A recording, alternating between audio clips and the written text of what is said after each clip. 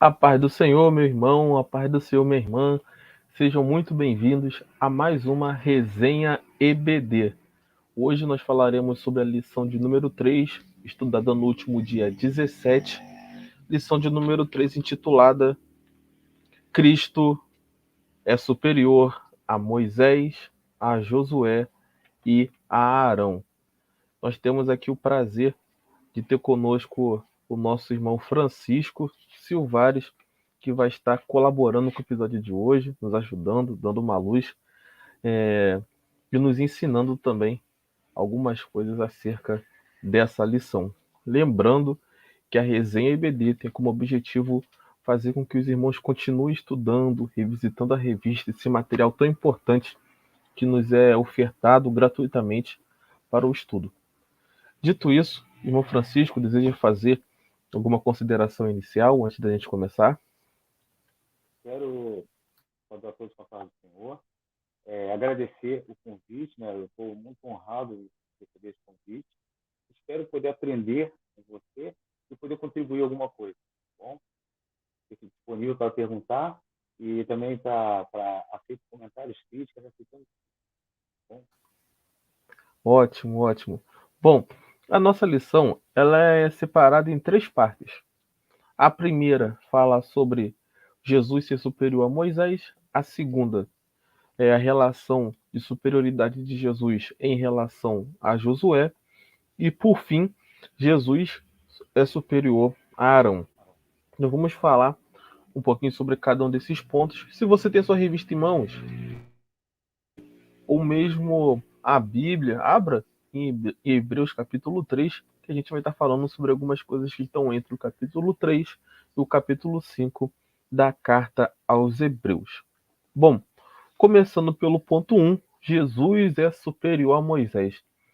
É importante a gente procurar entender o porquê do escritor aos Hebreus fazer essa relação entre Moisés e Jesus.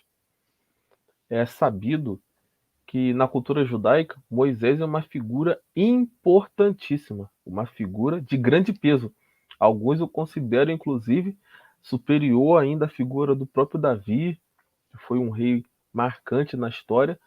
E o escritor vai falar que Jesus é superior a Moisés exatamente para mostrar o tamanho do poder, o tamanho da importância de Jesus para todos aqueles que foram alcançados pela graça. Então não é nenhum tipo de desrespeito à figura do Moisés. Ele foi uma pessoa importante, um homem de Deus, um homem que fez a diferença no seu tempo, mas ele não era Jesus. E é exatamente nesse ponto que o escritor aos Hebreus está querendo tocar, para reanimar aqueles irmãos, principalmente os que estavam já tentados a retornar às práticas judaizantes, não é? Isso mesmo. É só a gente lembrando aqui que a maior importância de Moisés e as leis que foram dadas pelo nosso Deus, Moisés, onde ele passou para todos, e elas permeiam até os dias de hoje, a Constituição a Constituição brasileira que nós temos, elas foram extraídas dos 10 mandamentos.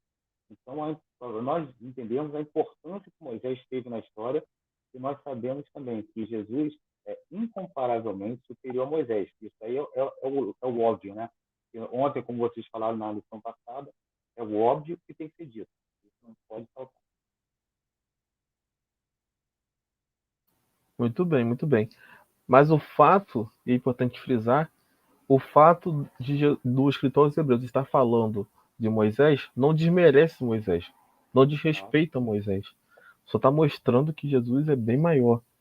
Aquele que tinha alcançado aqueles irmãos judeus era maior que Moisés, para eles terem uma ideia, um referencial do tamanho de Jesus para eles, ou pelo menos do tamanho que Jesus deveria ter para eles.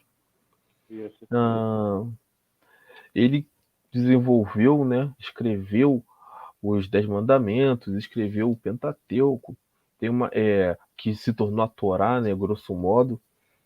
E a questão da Torá, ela ainda é bastante importante, vai continuar sendo na trajetória da história bíblica, tanto que Paulo, em muitos momentos, vai partir de alguns conceitos do período de Moisés para tentar falar com os irmãos. E em Gálatas 3:24, especialmente, o próprio apóstolo Paulo vai falar que a lei nos serviu de aio, nos serviu de pedagogo, de guia por muito tempo. No entanto, isso era o que Moisés poderia oferecer. E quando chega Cristo, a gente percebe que, muito mais que um pedagogo, Cristo era o caminho. Cristo era aquilo que poderia levar aqueles irmãos, aquelas irmãs à vida eterna. Então essa comparação, ela vai continuar ao longo da Bíblia. Ela não é restrita à carta aos Hebreus. A todo tempo a gente vai perceber que essa relação entre o período do Pentateuco e a nova vida que nós temos hoje vai estar sempre sendo motivo de argumentação entre os irmãos da época. Gostaria de acrescentar mais alguma coisa nesse ponto? Sim, sim. E para nós entendermos um pouco mais sobre essa questão, como você bem lembrou, não tem nenhum demérito no Moisés, pelo contrário, até enfatiza o mérito, a importância que ele teve em toda a história e que tem até hoje na trajetória, mas que lembra que Moisés ele apontava para Cristo. Lá atrás ele já apontava para Cristo que viria aqui na frente. Se for comparado, quando Moisés ele guiou o povo até a Terra Prometida, exatamente faz uma tipificação, é uma tipificação, a teologia explica bem isso, tipificação de Jesus, ou seja, Jesus indicando, ou seja, orientando, guiando todos nós para o caminho da salvação. Então, essa é bom e importante, que a tipificação é algo que lembra a pessoa descrita, ou seja, Moisés tipificado, tipifica Jesus Cristo, que aponta para a salvação, que guia aquele povo, que nesse período todinho que ele está guiando o povo, tem muitos ensinamentos, tem alguns problemas, claro, mas a maior parte deles é o ensinamento. E é bom a gente lembrar essa passagem. Muito bem. O escritor da revista, o comentarista, ele vai fazer um joguinho de palavras nesse sentido, né? Enquanto Moisés levava o povo a Canaã terrena, Jesus nos levará a Canaã celestial. Enquanto Moisés pregava a lei, Jesus pregava a graça. Então, ele chega a fazer não uma brincadeira, né, mas um jogo de palavras aqui de relação para exatamente ressaltar esse ponto que você levantou, né? Moisés como uma tipificação de Cristo. Afinal de contas, toda a Bíblia, né, vai nos levar para Cristo. Exatamente. Aí, ainda nessa questão das tipificações, a gente vai ver que o comentarista da lição, ele vai fazer isso algumas vezes. E eu gostei muito numa coisa que ele faz no ponto 3, que ele vai dizer que enquanto Moisés transformava águas amargas em doces, Jesus transformava água em vinho, fazendo essa relação. Depois, Também, Moisés tira a água da rocha, Jesus é a própria rocha e nos dá água viva. Enquanto Moisés preparava o maná, algo que não durava 24 horas, logo a pessoa tinha fome de novo, Jesus já falar em João 6,51, que ele era o pão vivo que desceu do céu. Né? Então, está o tempo todo tendo essa relação. Afinal de contas, Jesus também veio cumprir a lei, né?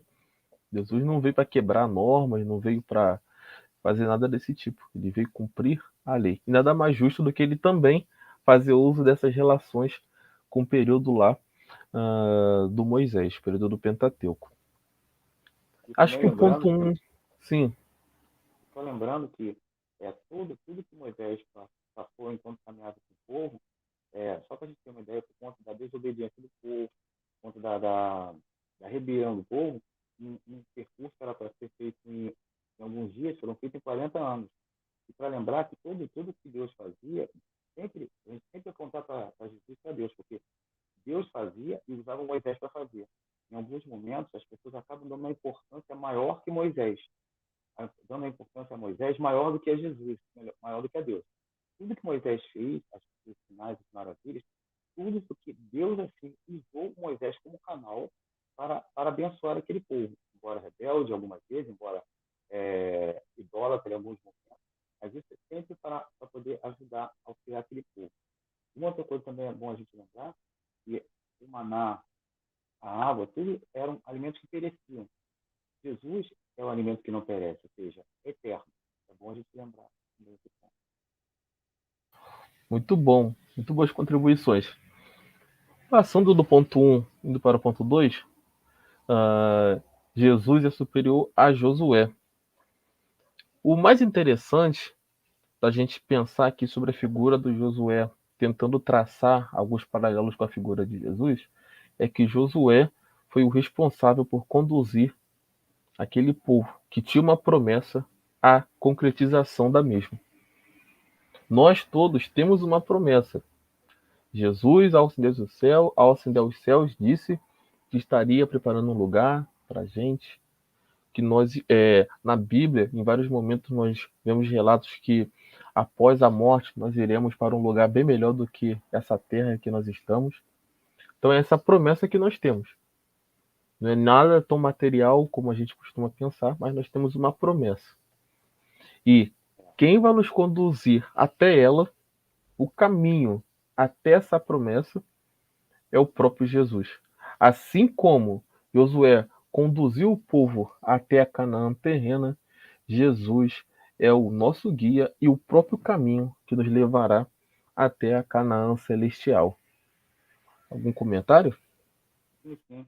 Só para lembrar que Moisés, ele caminhava com Moisés, perdão, José caminhava com Moisés todo o tempo e ele estava praticamente em sua zona de conforto. Quando Deus tirou Moisés e falou assim, agora, Moisés, meu servo, é morto, você que vai conduzir, ou seja, caiu uma ficha para ele, né? Uma ficha. E agora? O que eu faço? O que farei? Como eu vou conduzir todo esse povo? E só para fazer um paralelo com a nossa vida, às vezes acontece isso conosco também. Estamos sendo encaminhados, às vezes até mesmo na nossa vida cristã, estamos sendo encaminhados, temos os nossos professores de escola dominical, temos nossos líderes, e temos uma vida confortável. Mas em determinado momento, o próprio Deus nos chama para uma responsabilidade muito maior. E como nós estaremos preparados? E às vezes nós não nos preparamos. E é bom lembrar que nós temos que estar sempre preparados para as coisas que virão. Porque sempre Deus vai nos orientar, vai nos guiar, vai nos capacitar. E Ele acredita mais em nós do que nós mesmos, né? Reparou isso? Ele sempre acredita mais em nós do que nós mesmos. É bom a gente também fazer esse adendo. Muito bom, muito bom. Uma outra coisa que eu gostei muito é o ponto 3, né, o subtópico 3 do ponto 2, uh, que fala que nós somos conduzidos por uma palavra viva e eficaz. Da mesma forma que Josué, já no começo da sua carreira, do seu protagonismo, foi instruído a meditar nas palavras desta lei dia e noite, nós também devemos pegar isso para a gente. A meditação na palavra, ao entendimento da palavra de Deus, e é importante esse espaço também para isso, é o que nos vai auxiliar a conquistar aquilo que Deus nos prometeu. Inclusive, essa palavra, a palavra de Deus, ela, assim como o escritor aos Hebreus diz, ela é algo diferente. É uma ferramenta que não existe fisicamente em nenhum lugar do mundo. A Hebreus 4,12 vai dizer que é como uma espada de dois gumes, afiada de dois gumes, que penetra até a divisão da alma e do espírito. Lá entre juntas e medulas é onde vai a palavra de Deus. Eu falando aqui agora, eu lembro até de um texto profético do livro de Jeremias, Jeremias 20, se não me engano, quando ele pensa em renunciar, né? Fala, não, eu não vou mais falar no seu nome, não vou mais profetizar. E naquele momento, ele sentiu algo como fogo em seus ossos. E era a palavra de Deus, o impelindo a não desistir. Né? É o lugar que a palavra chega. É o que a palavra consegue gerar em nós. Então, essa questão da Bíblia ser um instrumento poderoso também é importante de ser enfatizado. E também é bom a gente lembrar que a ciência ainda não conseguiu fazer essa separação. O mais avançado que seja a ciência, ela ainda não conseguiu fazer essa separação. A ciência, a humanidade, os grandes As grandes pessoas, as grandes lideranças, não conseguem também calcular quanto vale um sangue.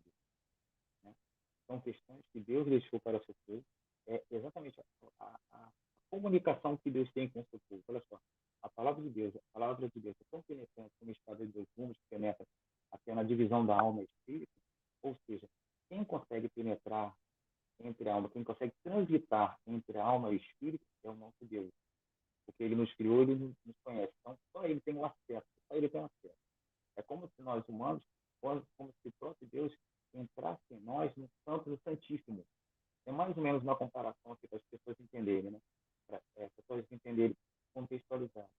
E a tamanha importância que nós temos para Deus, a tamanha importância que ele mesmo, o próprio Deus, orientava José, ó, não, não perca esse o livro dessa lei, leia, medite de dia e de noite, porque quanto mais ele ia ler, quanto mais ele buscava a lei, mais ele ia ter conhecimento.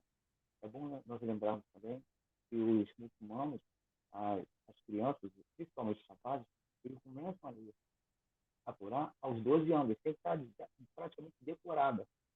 E nós estamos muito atrasados em relação a isso. Porque a nossa Bíblia, nós temos a leitura, mas não são todas as pessoas que têm essa leitura regular da Bíblia. Não são todas as pessoas que têm essa meditação regular da Bíblia. Não são regular, que eu falo assim, no dia a dia, né? Inserir a Bíblia, a leitura e a meditação em sua rotina. Né? Não são todas as pessoas. E quando nós deixamos de ler a Bíblia, nós deixamos de meditar na palavra, nós certamente deixamos de ter um acesso maior a Deus, deixamos de ter comunhão maior com Deus, deixamos de ter intimidade maior com Deus. Então, por isso que ele fala para José, não medite na lei dia e noite, ou seja, quanto mais você meditar, mais você vai me conhecer, mais você vai se fortalecer, mais você vai se aperfeiçoar e mais ainda você vai estar preparado. Muito bom, muito bom. Agora, já caminhando para o final, nosso ponto 3, Jesus é superior a Arão. Continua ainda numa questão óbvia, né? Todo mundo sabe que sim, mas acho que o intuito. Tem que pedir, mas isso também. Isso. O intuito do escritor aos Hebreus é conversar com a cultura daqueles judeus convertidos. Né? Ele pegou as figuras que são importantes na cultura judaica, o Moisés, o Josué e agora o Arão, só para mostrar a excelência de Cristo por meio dessas três, né? Mostrar que Jesus era o combo de todas essas figuras e um pouco mais. Exatamente. E também, o autor de Hebreus, ele quer conversar com os judeus convertidos e também quer conversar com aqueles quer converter os judaizantes. Também esse é um grande objetivo. Além de conversar com os judeus convertidos, também converter os judaizantes. Os judaizantes acham que eles são os melhores, são os intocáveis, são os privilegiados, são os preferidos. Na verdade, o evangelho de Jesus veio para todos. Isso aí. E para justificar, né? Porque é uma tese, né? Que essa carta aos Hebreus é uma tese. Então ele traz uma hipótese e justifica ela. Ele vai procurar justificar que Jesus é superior a Arão com base em algumas características, né? O fato de Jesus ter vindo como um homem, que só pode ser um sacerdote, um homem, uma pessoa que veio à Terra, carne e osso, nascido de mulher, uma pessoa que foi escolhida por Deus, porque Arão foi escolhido por Deus. A narrativa bíblica, isso, vai dizer que em certo momento, algumas pessoas ali do arraial, no deserto, questionaram a autoridade do Arão, da sua família, dizendo que foi um nepotismo da parte de Moisés, colocar o próprio irmão naquela condição. Nem E, Moisés sabia. Nem e aí, Moisés sabia. Foi e Moisés isso, que escolheu, foi Moisés que deu o nome dele. e isso. Então, quem escolheu foi Deus. E quando é necessário, Deus também acaba mostrando, dando sinais de quem ele escolheu. E aí vai ter aquele caso lá da vara de Arão que floresce, dentre a vara daqueles que estavam questionando a sua autoridade, a sua legitimidade, e também o castigo, né, dos mesmos que foram engolidos pela terra. Então, um sacerdote ele é escolhido por Deus, assim como Jesus o foi. E aí a gente vai ver também alguns relatos em Gálatas, em Timóteo, que vão também confirmar que todos esses elementos legitimam Jesus como sumo sacerdote. O sumo sacerdote. Aquele que nos liga a Deus. Pode falar. Exatamente. E tem uma outra curiosidade sobre o sacerdote, não é curiosidade, é fato, né? É fato sobre o sacerdote que, na antiguidade, quando os sacerdotes eles iam oferecer sacrifício pelo povo, era algo anual. E eles entravam no santo, no santíssimo, com vestes especiais, tomavam um banho, se higienizavam com vestes especiais limpas, entravam no santíssimo, uma corda amarrada na cintura e com símbolo. Quando eles chegassem lá, se eles tivessem, fosse oferecer o sacrifício, se eles tivessem pecado, ele era fulminado naquela hora, ou seja, não tinha segunda chance. Era lei mesmo, não era graça ali, era lei mesmo. Então, para você, na antiguidade, para você escrever o nome de Deus, você tinha que tomar o sacerdote, não era qualquer um, o sacerdote. Tinha que trocar suas vestes, tinha que tomar banho, trocar suas vestes, trocar a caneta para escrever o nome de Deus. Onde nós, por conta da graça que nos foi dada, nós meio que, em muitos momentos, eu posso até com tristeza afirmar isso, nós, no século XXI, nós meio que banalizamos o nome de Deus. Né? É, falamos a toda hora, de qualquer maneira, sem reverência nenhuma, nós estamos assim, caminhando para a perda da reverência. Da reverência e, em alguns momentos, até da própria referência. Porque nós, há um tempo atrás, algumas décadas passadas, você olhava para uma pessoa, não pelas gestos dela, mas você sabia que ela era um servo ou uma serva de Deus. Não pelas gestos, mas pelo comportamento. Hoje em dia, você vê pessoas vestidas ataviadas com roupas cristãs, assim, mais ou menos. Nós temos uma particularidade no nosso sentido, até com a Bíblia, você tem dúvida se ela é cristã ou não. E outro fato também que nós entendemos sobre a importância de Jesus em todo esse processo é que ele, por ser o sumo sacerdote, ele que leva os nossos sacrifícios ao Pai. Ou seja, não precisamos mais de sacrifício. Porque ele é o próprio sacrifício. Ele foi o próprio sacrifício. Então, olha o tamanho do acesso que ele nos deu. Olha o tamanho da facilidade que ele nos deu. Olha o tamanho aproximação. Que nós poderíamos ver Deus de forma muito, muito longe. Muito longe. Agora não. O sacrifício de Jesus, sacrifício vivo, foi o único sacrifício na história da humanidade. Foi um sacrifício humano. O único. Deus pega o seu filho primogênito, ou seja, o único do gênero, e dá, após fazer uma série de alianças com a humanidade, fez uma aliança com a humanidade, Adão e Eva falhou, e foram fazendo aliança com a humanidade falhando. Como na sua tentativa maior, Deus vai falar, eu vou permitir que o meu filho que ofereça um sacrifício vivo, humano, Jesus, quando veio à Terra, ele abriu mão de toda a sua glória, veio exatamente como humano, tem a sua glória, ofereceu esse sacrifício vivo por nossa conta, por nossa causa. E nós estamos aqui agora lembrando esse sacrifício, até mesmo falando das coisas de Deus, um pouco emocionados, até gratos mesmo, mas todas as pessoas que esperam que você esteja nos ouvindo nesse momento, ou vai nos ouvir nesse momento mesmo, pode ser até mais tarde, você lembre, o sacrifício que foi feito por nossas vidas, não porque merecemos, mas é porque Deus é bom. Ele é muito bom. Exatamente. É um termo que o próprio Jesus usa quando termina o seu próprio sacrifício é o dizer está consumado. Terminei a missão. Ele veio com essa missão e a concluiu. E glória a Deus que ele concluiu. O preço foi pago, o que tinha que ser feito foi feito, e agora a gente só precisa ter uma vida de obediência, devoção, porque nosso lugar está preparado. Nós iremos chegar na Canaã celestial, em breve, em nome de Jesus.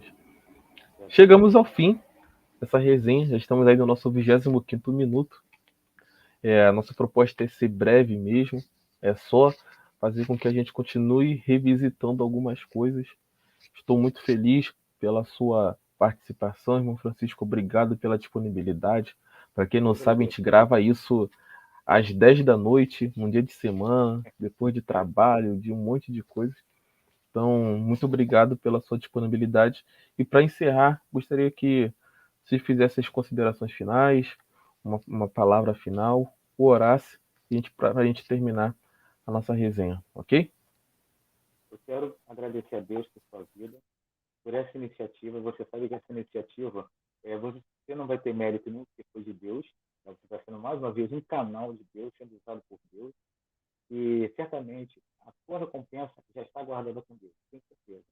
E se esse canal, uma pessoa assistindo, 2, 10 ou 1 milhão, para você, você pode falar que a missão está sendo cumprida e com êxito. É muito bom falar de Deus, é muito bom ser conduzido dessa forma tão, tão leve. Eu confesso que eu estava um pouco apreensivo, né? Mas eu vi que a sua condução está muito leve, nos deixa muito à vontade, e o tempo passa tão rápido, né? E por isso, não, se passa rápido, porque é gostoso, é muito bom. Se Deus, nós sentimos, eu senti a presença de Deus aqui na minha casa, certamente você também sentiu aí.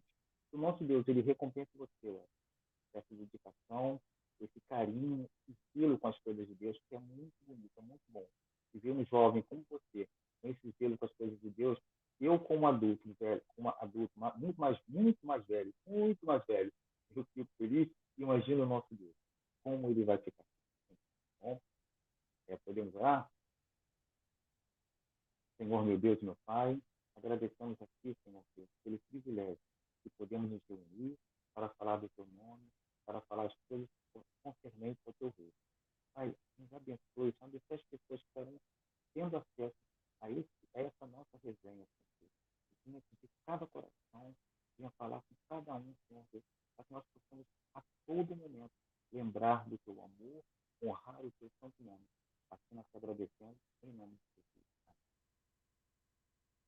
Amém. Irmãos, não deixem de assistir, compartilhar com seus colegas de classe, porque esse é o nosso objetivo. Irmão Francisco, obrigado mais uma vez e que Agradeço. Deus te abençoe grandemente. Forte abraço, pessoal, e tchau, tchau.